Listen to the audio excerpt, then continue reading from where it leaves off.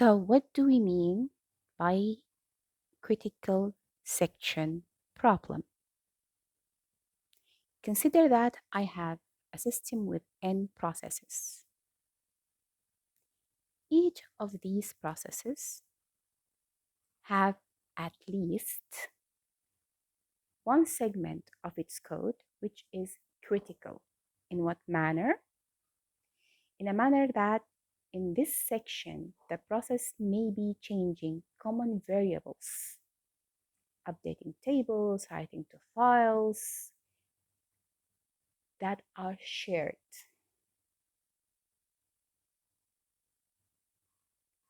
So what is the problem? The problem is when one process is actually executing its critical section, there should be a mechanism that we come up with that prevents other processes from executing their critical sections, in which they will change the same data entities this process is working on. How can we design a protocol of a kind that will prevent that will provide the operating system with the ability of controlling this?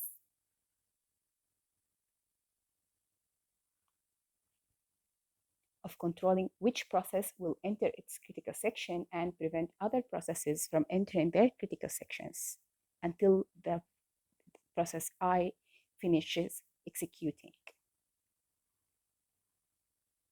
and go on to execute the remainder sections of its code.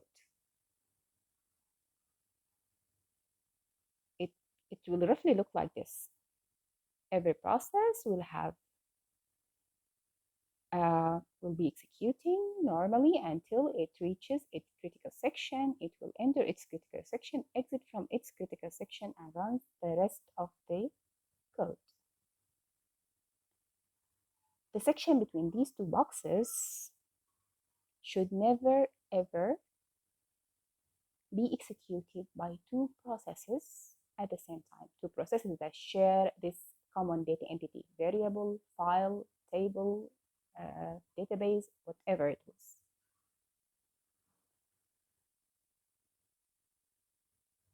So for a process,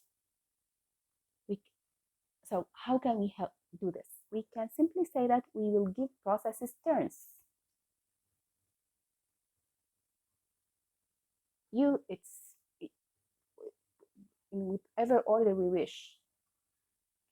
So if it's your turn, you will execute your critical section. If it's not your turn, you will be waiting until it's your turn.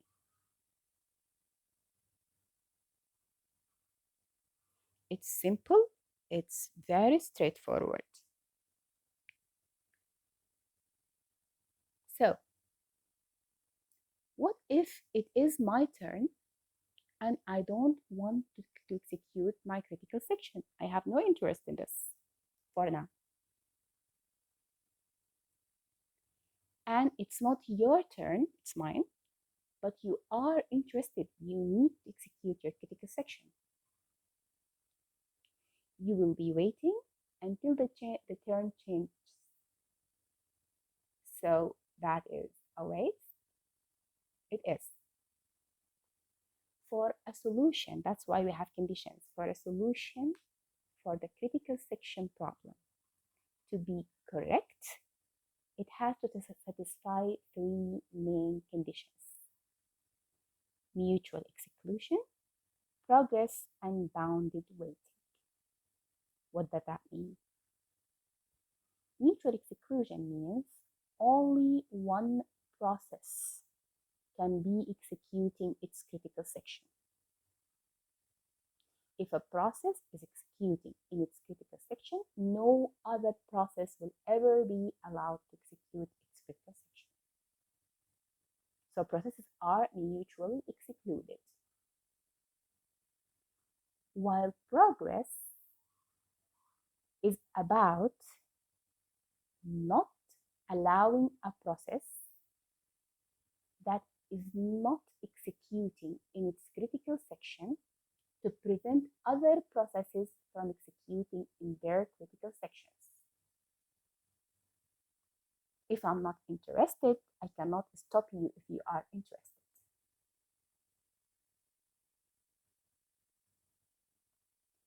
The processes that are interested are the only ones who take the decision of which one of them will be executing in its critical section. So if it is my turn and I am not interested, I cannot stop you. As happened just before, where when we took the option of giving turns. The third and the third condition is bounded waiting. There should be a limit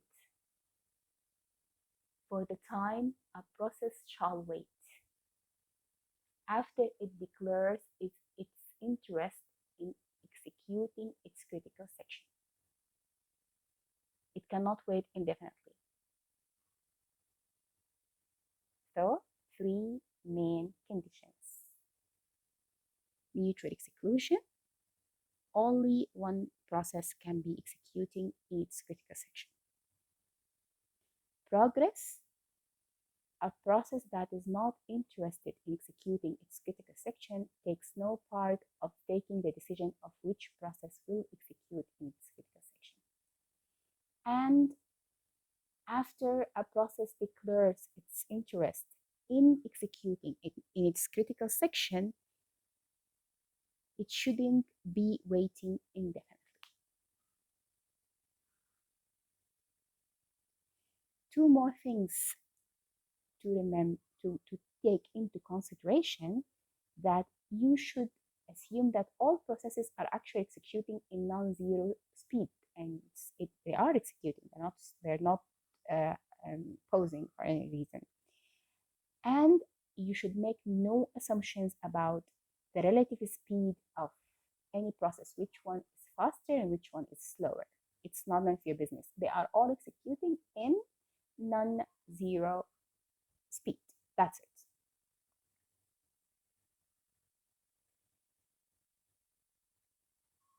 How operating system is handling synchronization and managing critical section, it depends on the scheduling algorithm that handles the schedulers. There are actually two types of scheduling algorithms: preemptive and non-preemptive. Preemptive, as the name suggested, it is emptied before the CPU is emptied before the process finishes its execution. While the non-preemptive, the process will not be forced out of the CPU unless it finishes execution. So, preemptive allows to preempt the preemption of processes when running in kernel mode before they finish execution, and non-preemptive runs until the kernel mode is done and blocks all other processes from the CPU. The second, the non-preemptive, is clearly free from race conditions because the process execution is not interrupted until it finishes, or it's until it's waiting for something. So it won't be interrupted at all. All our cases are mainly based in preemptive situations where processes are forced out of the CPU because they have time slice and the time slice has actually has ended before they finish execution, or because we are depending on priority, as we shall see in the next chapter. So a process with a higher priority came into the ready queue, and now the process with the lower priority is in the CPU and will be forced out for the higher priority process to execute whatever the preemptive algorithm in use is. The result is the same. One of the earliest solutions that is solely software solution for the critical section problem was Peterson's solution for two processes. Peterson's solution considered both turn and interest. So, if it is my turn and I am interested, I'll be executing. Otherwise, I will not be executing and not be able to prevent others from execution. As we can see here, we have a flag I. If I am interested, I will change the flag for true. And if it's my turn, then I will be executing. What if it is my turn, but the flag is false? Then the other process with a flag that is set to true can take the turn and execute. So Peterson's solution simply will allow a process to execute its critical section either because it's its turn and it is interested, or it's not its turn, but the process which had the turn is not interested.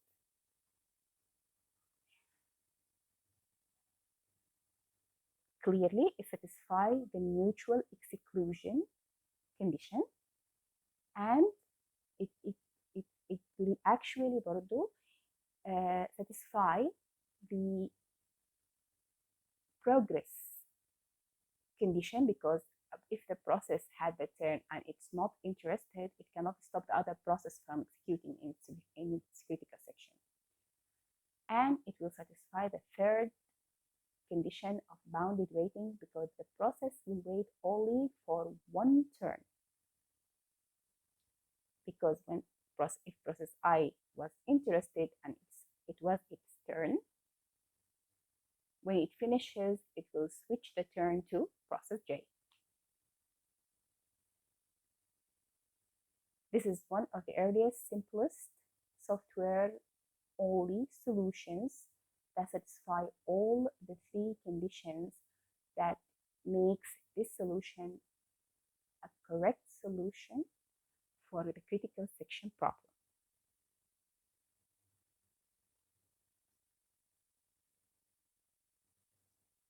As we have just said, mutual exclusion is satisfied, progress is satisfied, and bounded waiting is met. Everything is perfectly addressed.